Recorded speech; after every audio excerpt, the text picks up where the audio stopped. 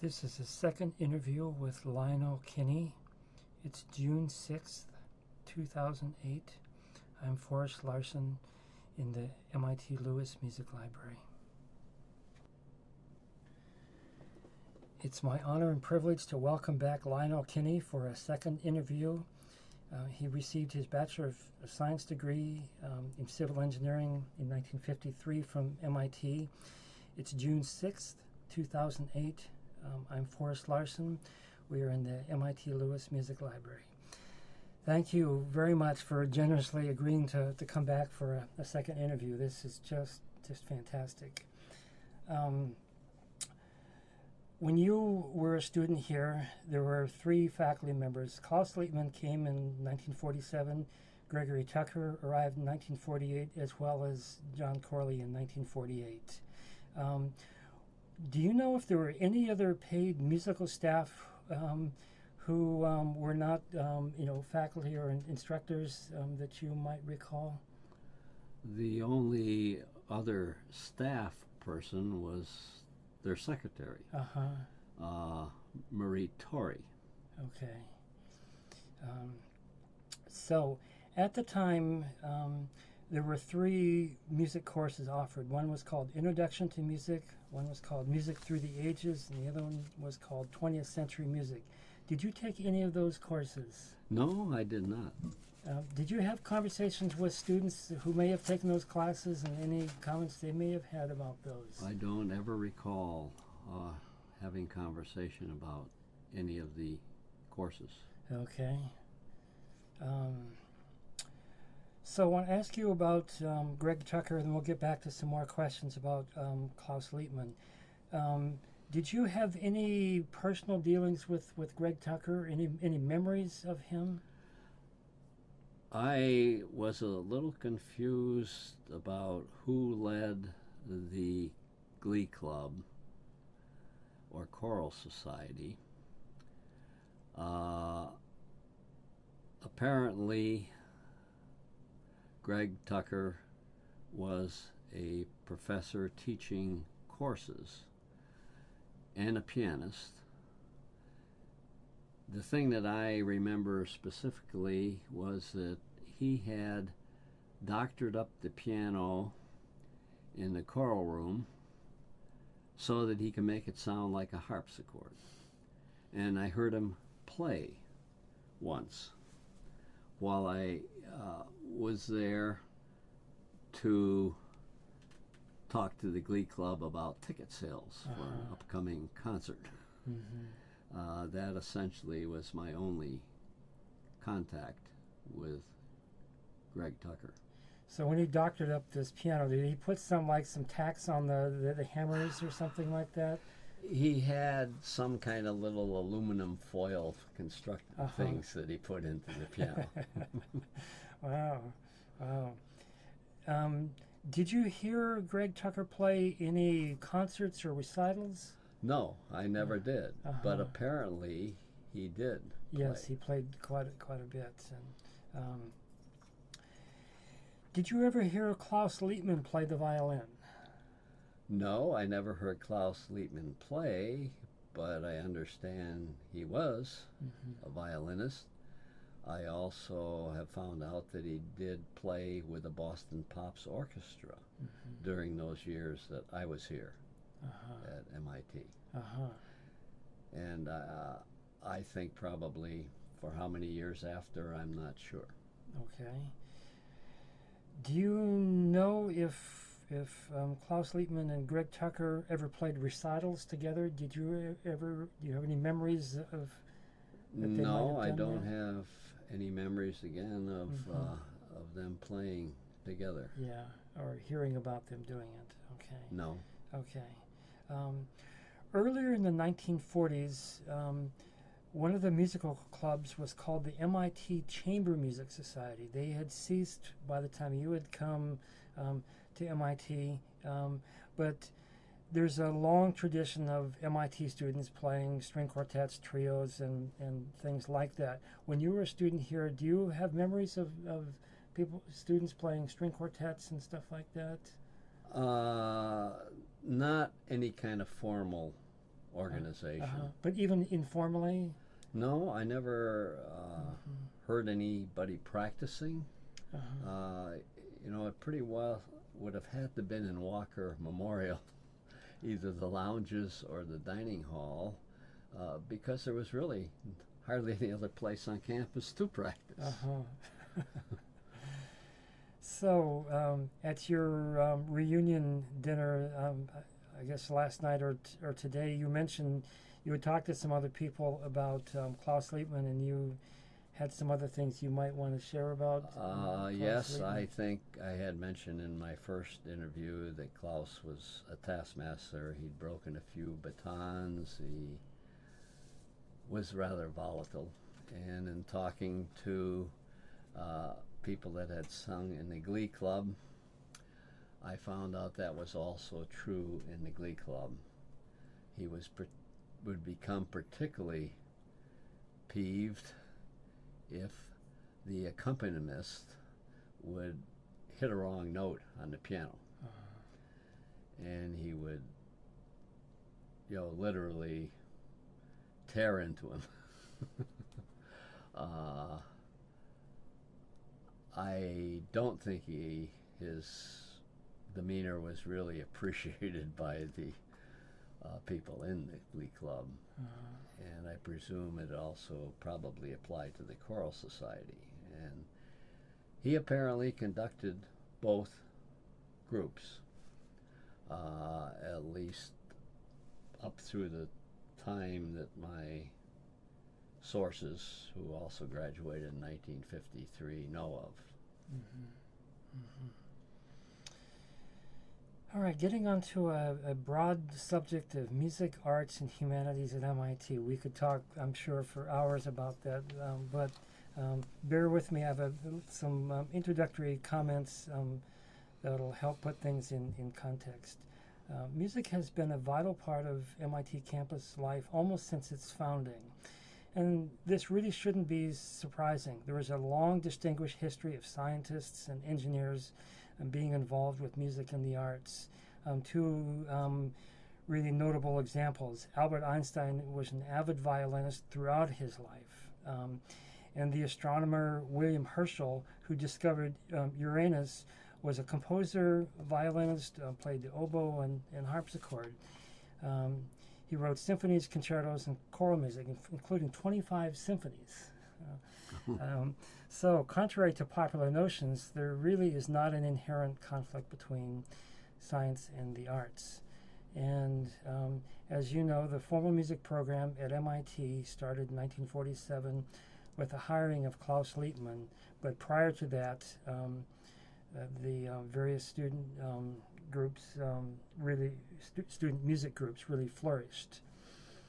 At MIT in 1949, there was a report issued by the Committee on Educational Survey chaired by Warren K. Lewis, also known as the Lewis Report. It led to the formation of the School of Humanities and Social Sciences and expanded the humanities requirements in the core curriculum. MIT President James Killian spoke of the value of a broad program in humanities and the social sciences, which is included in all regular undergraduate curricula and which aims to deepen the student's understanding of himself and his environment. That being said, I know this is a really broad subject, but do you want to talk from your particular viewpoint about the importance of humanities and arts in the education of engineers and scientists? I think that, at a lot of schools, it was a subject that was overlooked. They might take history. They might take some type of humanities like that, maybe a language, but music usually didn't get much attention. The music, performing music at least, for me was a way to relax and release tensions. from the trials and tribulations of schooling at MIT. And I think that's probably true of a lot of the people. Music, as compared to other humanities, whether you're listening or playing, seems to me as psychologically as a very soothing experience. Maybe not including something like rock and roll or or heavy metal. It's something that I would, strongly recommend that anybody be involved with. But some types of music are deliberately intended to be healing. In particular, my wife likes to listen to some Chinese music that is intended as a treatment for anxiety and disorders such as that. So I would recommend music for anyone in school. How do you think the arts should fit into the curriculum here at MIT? Where the mission of MIT is science and engineering, but as we know, there's a strong arts component. But do you have any particular thoughts about why that's important here at specifically at MIT? Apparently, there's a correlation in the brain between mathematics and, of course, engineering. Most engineering courses are all related to mathematics and or physics. So there's a relationship apparently between engineering in general and music, which means that if you're studying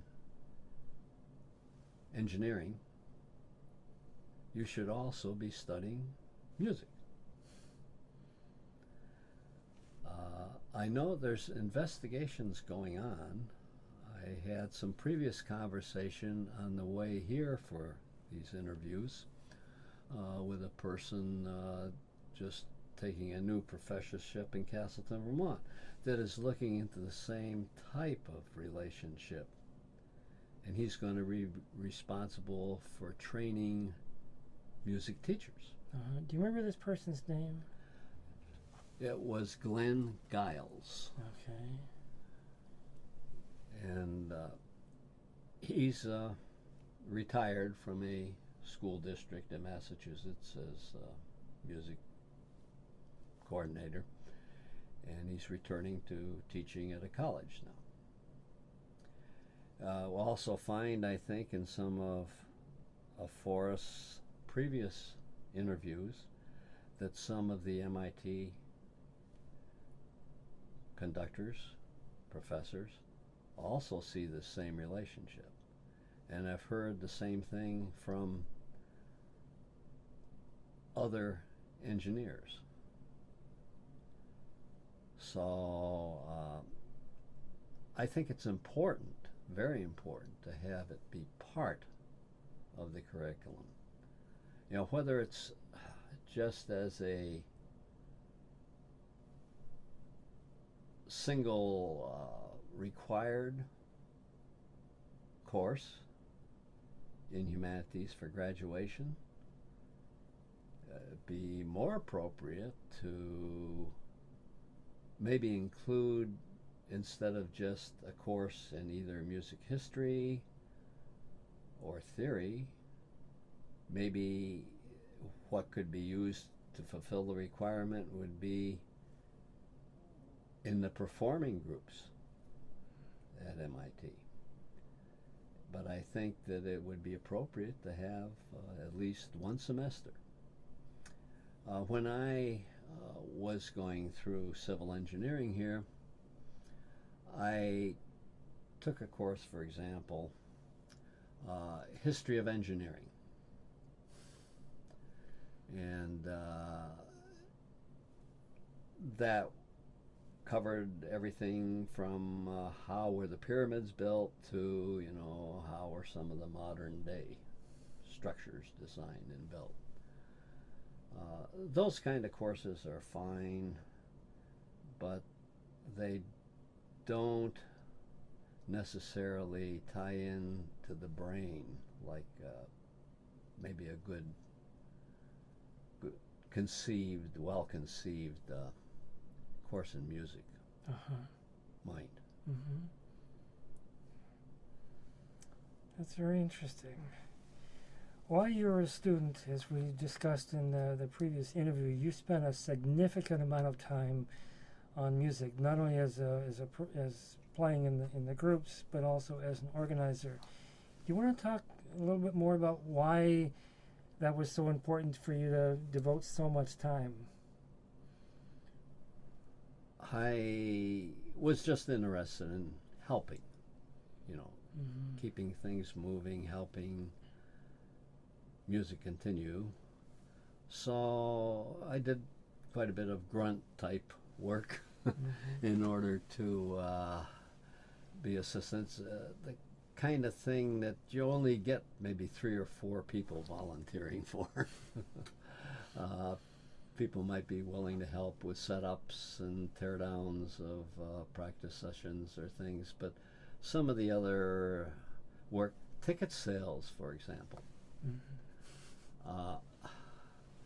Getting people to sell tickets for concerts and things is always a major job. And so many times I'd try to fill in when we couldn't get somebody to sign up for periods.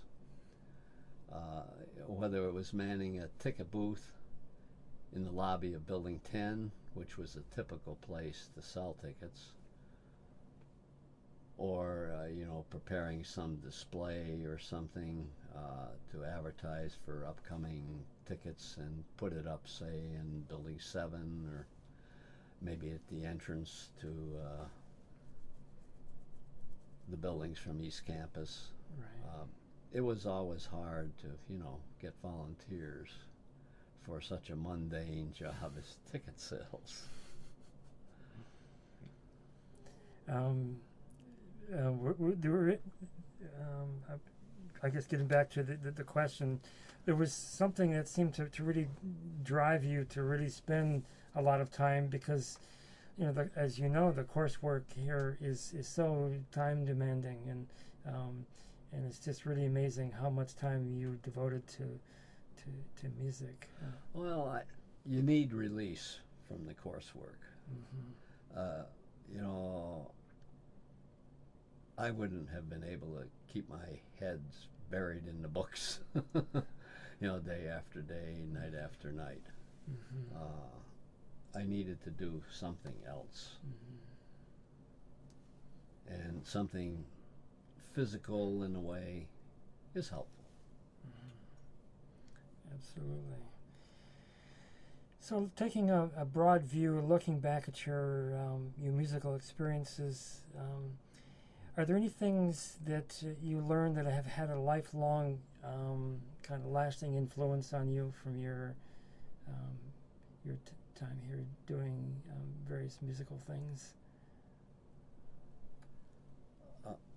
From the standpoint of working with people, of course, a little different than management maybe out in the real world, but having been able to participate in management of the music clubs, being able to try to generate teamwork, that type of thing has always been useful. So what I started here, I was able to continue, and apply later, whether it was in the military or whether it was working at Caterpillar Tractor for 40 years. Mm-hmm. So I look at what I did at MIT in helping to manage the organizations, helping to participate in teams to get a concert done, or like on the Institute Committee, part of the student government. To learn to compromise when necessary, to try not to alienate people.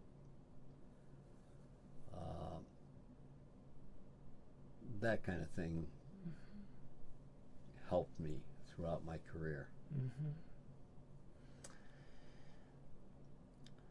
So moving on to another topic here, you were generously funding this project here at the Music Library, and we're actually participating in it right now, the Music at MIT Oral History Project.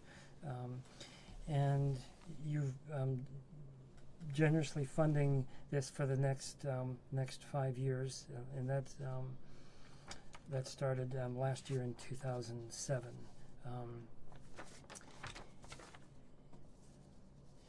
So apparently you had some prior understanding of what oral history is through a project your wife Vilma had worked on. Can you tell me about the project that she did?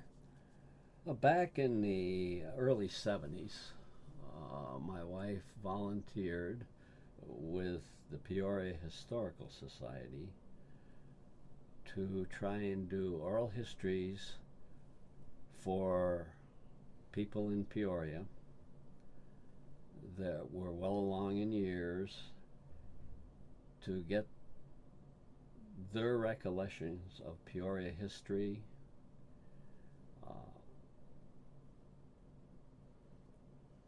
done and entered into the library at Bradley University for use by future researchers. She received from Bradley University special tape recording equipment and used it for a number of years. From her friendships with certain people, she sometimes traveled away from Peoria to even do an oral history of somebody that had for years been part of Peoria history, such as Mrs. R.G. Lerturno.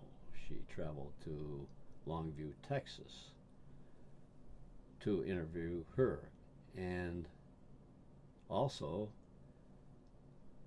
her deceased husband's personal pilot who flew him around. R.G. Lerturno Company still exists today. It was in the heavy construction industry and still is. Mm-hmm. And you yourself have been involved with various historical societies, and you have a particular passion for history anyway, don't you? Yes. We have done various projects associated with history in Peoria. The most significant one was raising money for a statue for Abraham Lincoln, a life-size statue, to commemorate his October 16th, 1854 speech at Peoria, where he rebutted Senator Douglas's speech, in which Douglas justified why he had entered a law into Congress that would repeal the Kansas-Nebraska Act, which divided the west part of the United States between slave and non-slave. And we were a major part of that. Prior to that, my wife had what she called the Lincoln Party, which was just a group of people interested in Lincoln, and she and another local person would arrange various trips for people to travel on, that were in the group for Lincoln history.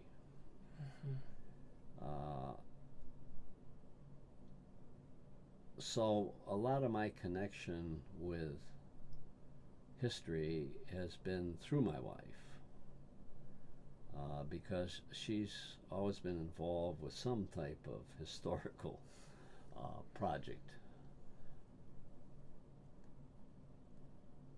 Currently, I'm helping as being a member of the Sons of Union Veterans of the Civil War, Camp 67 in Peoria, with the restoration of the GAR, that's Grand Army of the Republic Hall in Peoria, that was built in 1909. So whether it's history from an oral standpoint, history from a preservation standpoint, over the years I've been interested in and participated in various history-related projects. Wow, that's great. So tell me what particularly interested you in funding the Music at MIT Oral History Project?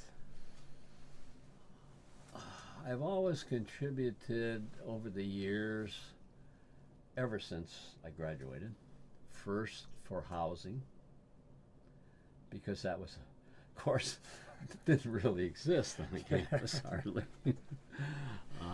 Then I switched over and started contributing to the Class of 53 project, which was a scholarship, and I still do annually to that project. But I was looking for some way to take care of some large funds that would probably become available on my death in my estate. Having no particular desire to give it to other distant related family members, I chose to discuss with MIT a possibility for some kind of project. To me, MIT has a huge endowed fund for such things as support of research, scholarships, and that. Since my wife had once been a librarian, and had a love of books, and I also, like to read a lot, although my reading tends more towards a technical or factual nature. Certainly neither I or my wife care much for fiction. So there was a natural tendency to look at something like music.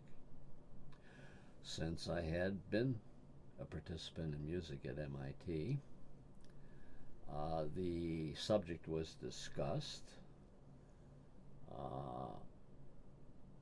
several years ago with representatives from development about the possibility of setting up a fund. And I said, well, because of my wife's interest in libraries, and I'm also interested in some way of preserving music, and because of my interest in performing music, I inquired about setting up a fund that could be split between something like performing music at MIT and the music library. And the development people came up with a proposal, which after a little massaging, we agreed on. I felt that that was a much needed funding. Because to me, usually when I think of libraries or music, whether it's just in the K 1 through 12 school systems or in colleges, usually they're somewhere down at the bottom of the heap as far as funding. Right. So those led to my decision to go ahead with a major project. While I was here reviewing that proposal and discussing with the music library what might be done, I mentioned that I might be willing to have some additional project if there was one available. So the development people came up with 3 proposals. Since I and my wife had interest in oral history and music, why an oral history music program popped up to the top versus funding some research in some area, specific area of music.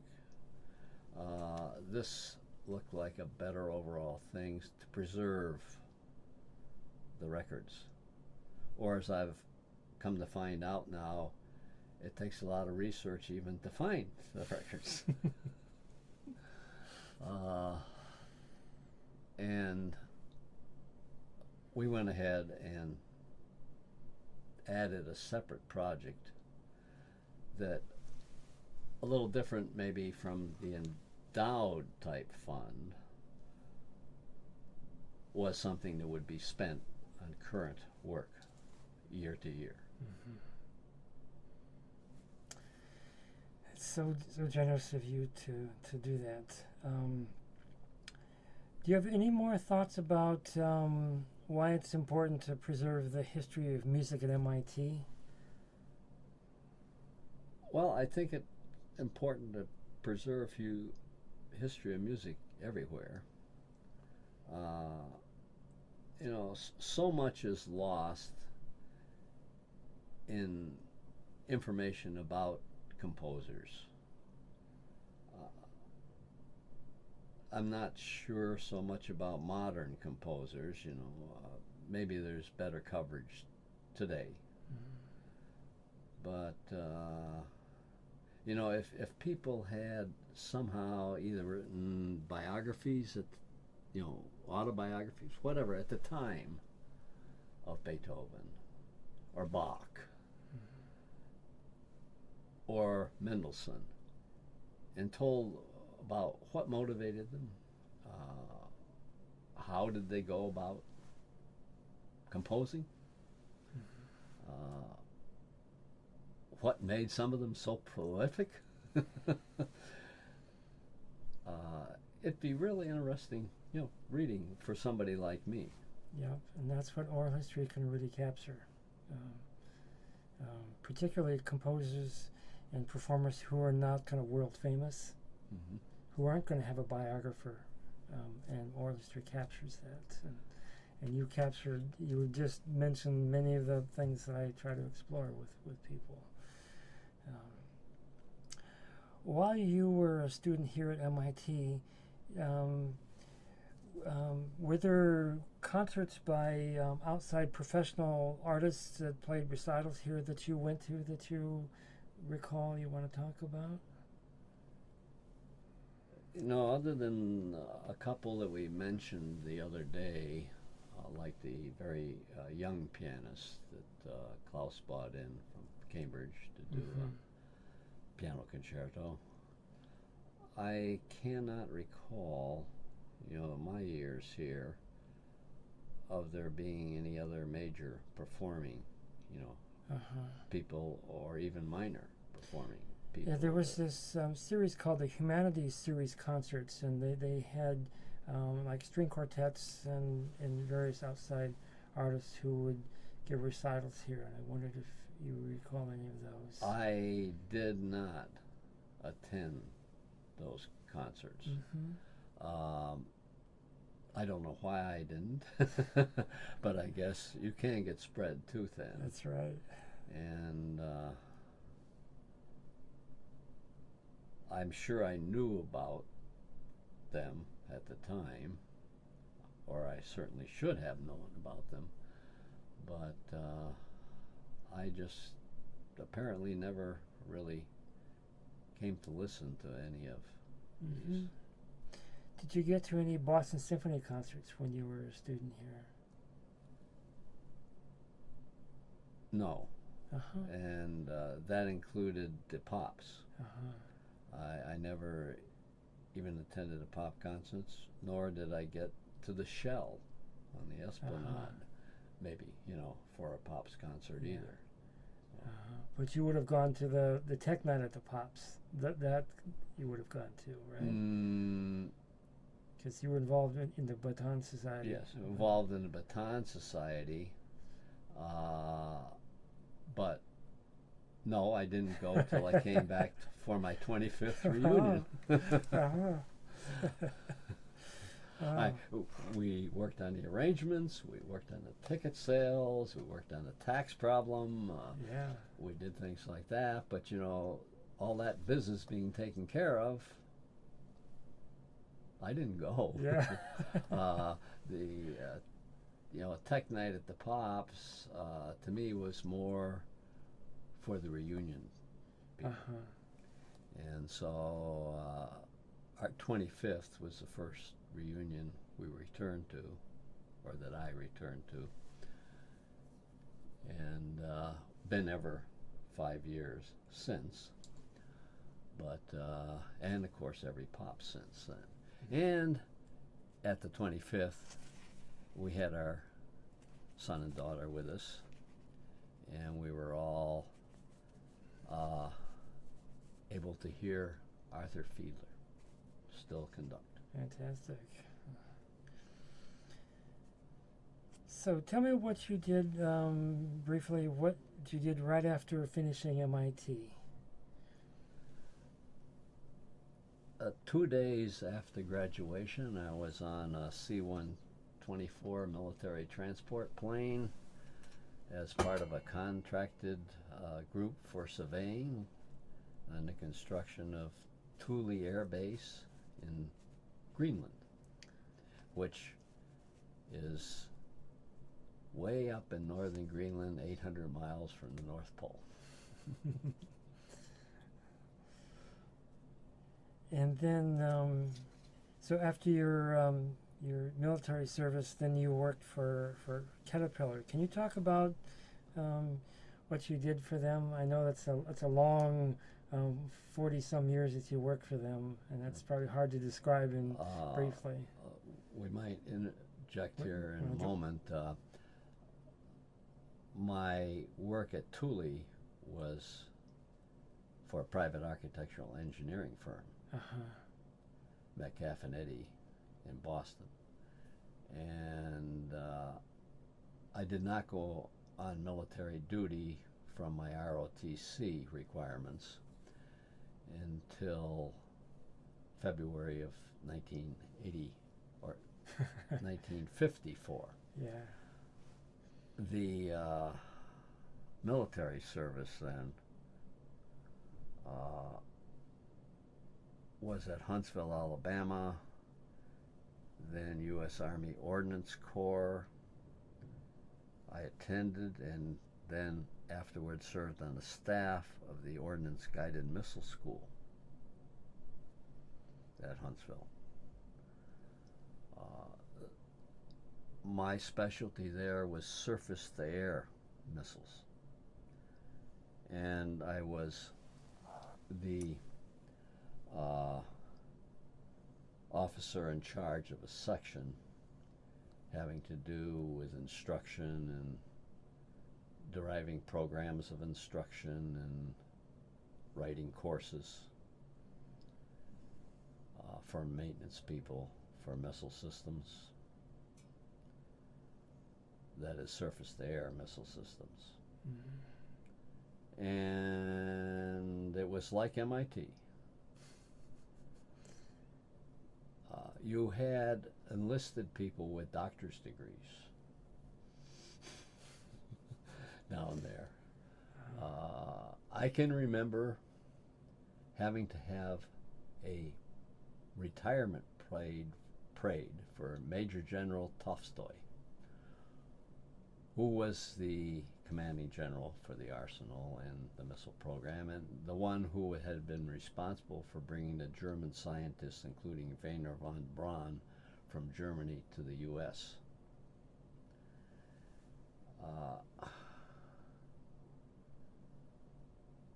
We had to put together a parade. We couldn't put together a marching band for the parade. That band was supplied by the Third Army from Fort Benning, Georgia. But we had to whip all these soldiers into shape for the parade. And believe me, trying to teach some of these people with doctor's degrees and even some of the military cadre that were there how to march properly, unbelievably hard. And of course, with my musical experience and having been in marching bands, I was kind of appointed to shape these people up well enough to conduct a decent parade. It was a very interesting time because this was not quite like the real Army.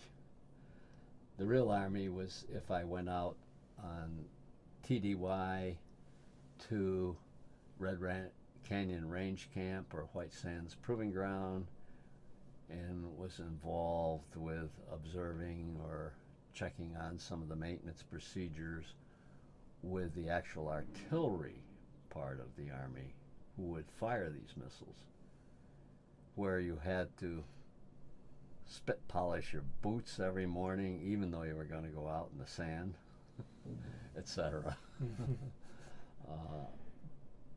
But my military experience led very strongly towards my employment at Caterpillar Tractor. And that started in what year? In August of 1957. I started at Caterpillar and ran 40 years until my retirement. And even there, it was like still being at MIT, as it had been in the military.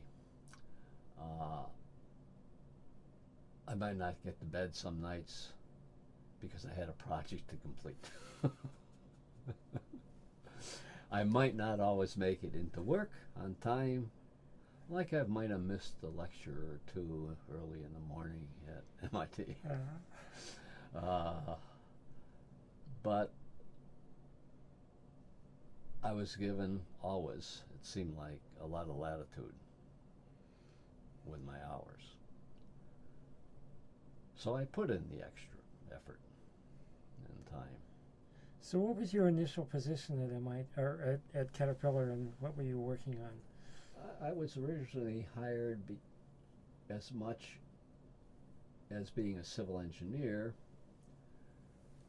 because of my military experience in hydraulics and high pressure pneumatics. It was used in those days in the missile field. Not the type of courses that you would normally obtain at school. Even MIT, who had a couple professors, I think the name of one was Shearer, who taught some courses in hydraulic controls and hydraulic theory.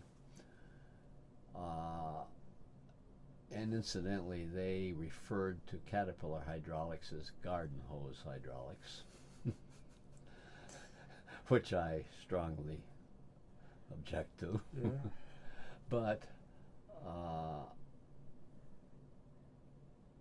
Caterpillar wanted my experience, offered me an advanced salary level. So my original job was working on hydraulic controls used in some of the new powertrain systems, like transmissions, automatic shift transmissions, marine gears for naval use, maybe even some things like hydraulic governors that were being tested for use with engines. That went on from 57 until 1962, when I was given the opportunity to design a new laboratory building for the Caterpillar Technical Center. This building was to be used primarily for the development of the entire vehicle powertrain, development of individual components such as gears, hydraulic cylinders, and other things associated with hydraulics, hydraulic pumps, hydraulic motors. So it was called a Vehicle Components Laboratory to differentiate it from an already recently completed building that was strictly engine related or diesel engine related. There was a separate building that had just been completed for turbine engines. So I worked from 62 to 66 with a New York architectural engineering firm on the design of that building. And during that time, I would assist other engineers with some of their hydraulic, problems from my previous experience. And then somebody had to design test equipment to go in the building. We already had, I already had done a study of the test equipment we had, and also looked into what was possibly available on the commercial market. I had to do that to design the building. I had to have some idea of what was going to be used in the building. So it was a natural extension of the building to become involved in designing test equipment. Mm-hmm. And I then was given a group of people, and we later became a formal section of the Vehicle Components Division that was responsible for the test equipment. That continued on until my retirement. I continued to pick up additional responsibility for other kind of tests, such as structural testing of the huge frames, boom sticks, other structural elements, undercarriage, development of tracks, bushings, and things. Along the line, somewhere I picked up experience for a second building that had been previously constructed at the Technical Center called the Engineering Science Building. That included such things as chemistry lab, physics lab, metallurgy labs. Caterpillar was always interested in tribology, which is part of a field of related to lubrication. And also that building contained a special bed plate for testing of some of these huge structures. So I just continued on with that test design, just adding more and more responsibility, broader areas of test equipment.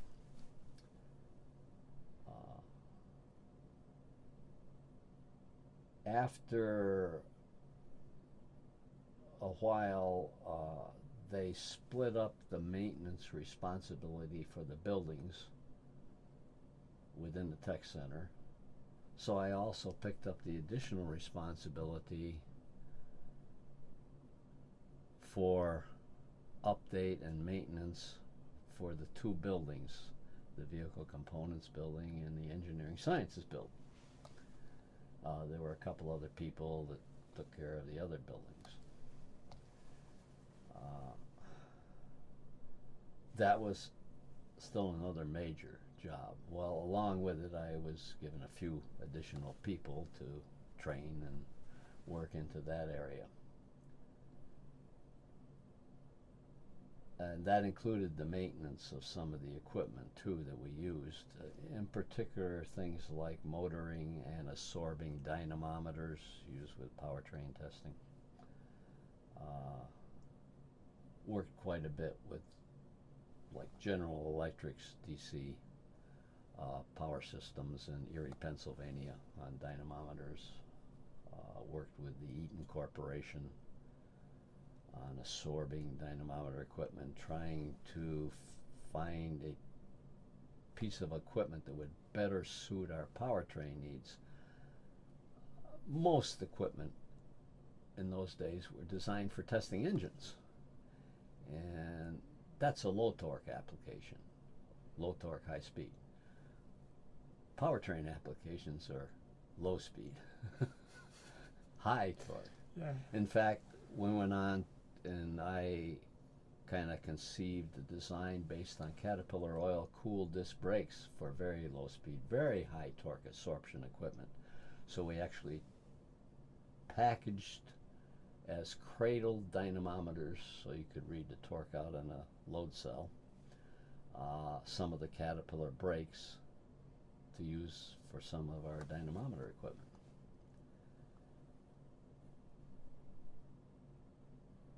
So I continued those type of efforts all the way to my retirement. Wow. That's quite something, and that's quite different from your original kind of civil engineering training, isn't it? Well, yes, but you see, I designed a building, I redesigned another building. Yeah. I used my civil engineering, along with my hydraulic experience from the military, and of course my early hydraulic experience at Caterpillar, along with electronic experience from the military guided missile work. Mm-hmm. I didn't have any of that electronic experience at MIT. No computers in those days. Good old slide rules.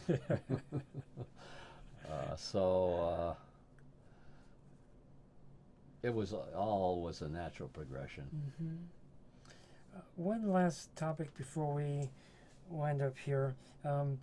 In a phone conversation a while ago, you had mentioned your interest in environmental issues, and the Caterpillar company has been involved in two particular notable things that really caught my attention. They were a founding member of the Tropical Forest Foundation, and they're working with the Nature Conservancy in the Great Rivers Partnership, which is restoring rivers, and I guess the Amazon River, and there's another place. Were you involved at all in any of those? No. Caterpillar has always emphasized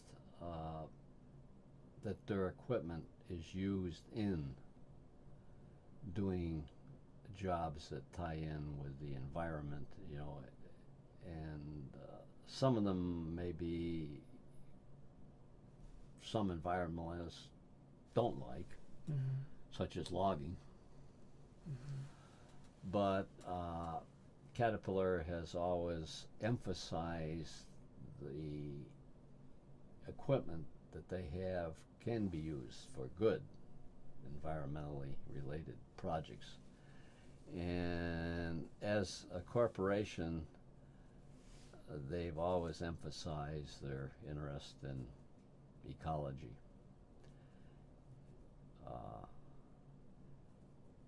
It's a thing that they're emphasizing even more starting with their annual report for 1957.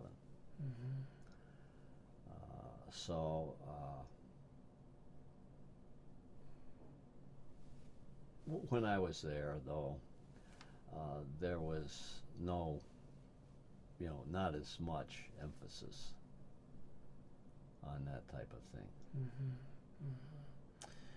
One last thing as we tie up, since MIT, although you haven't been playing, performing any music, you've continued obviously to have interest in music. Is there particular pieces or particular artists or conductors that you've been interested in that have kind of caught your attention, or any just favorite pieces that you've liked, or music that you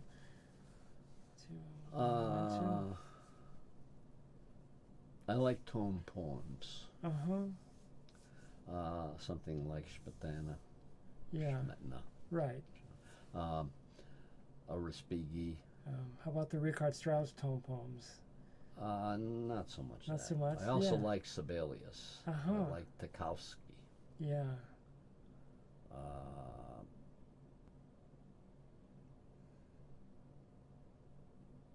That's some of my favorites. I like some of the ballet-related music, like Swan Lake. A very soothing music. I like to listen to symphonies. I like most all classical music. I like jazz, at least big band jazz. The older jazz.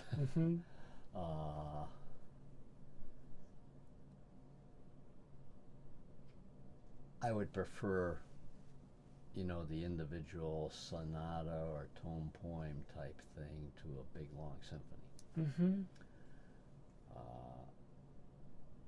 I also like classical guitar. Oh, fantastic. Not heard very much, but I always try to get to a concert if somebody is in the area that is playing a recital or a concert. And in our area, we have the opportunity quite often to go to some faculty recitals, or they might be a low-cost concert given by a chamber music group or something, but particularly what is done by Bradley University. They will have a couple different series during the year. And there's a church in Peoria, Trinity Lutheran, who has some people in it that are very interested in Bach. So they have a Bach festival every year. And it just so happens that these people are into playing with instruments or on instruments of Bach's time, such as recorders and harpsichord. And I and my wife really like some of that ancient music played on old instruments. That's an amazing sound, isn't it? Yes, like a recorder harpsichord concert. Yeah. And it might have the old style cello with it. So it's nice to have that available.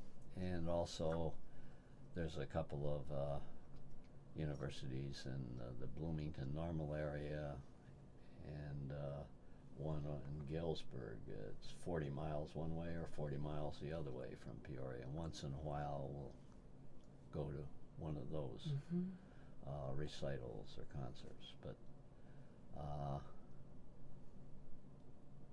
probably something I should have done when I was at MIT is go to some of these.